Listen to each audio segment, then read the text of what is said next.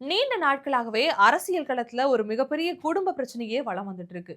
S. பாமகவை சார்ந்த அன்புமணிக்கும் ராமதாஸ்க்கும் இடையில தான் இந்த இடத்துல தான் அன்புமணிக்கு அவருடைய சகோதரியை வச்சே ஒரு மிகப்பெரிய செக் வைக்க யோசிச்சிருக்காரு தந்தையான ராமதாஸ் அவர்கள். பாமகவினுடைய நிறுவனரான ராமதாஸ் அவர்கள் அன்புமணிக்கும் இந்த கட்சிக்கும் எந்த ஒரு சம்மந்தமும் கிடையாது. இங்கிருந்து அவர் எப்பவோ வெளியேறிட்டாரு. வெளியே போய் அவர் என்ன கட்சிகள் வேணாலும் உருவாக்கிக்கிட்டும் என்னுடைய பெயரை வச்சு அவர் இனிமே எந்த விஷயத்தையுமே ஏற்படுத்தக்கூடாது.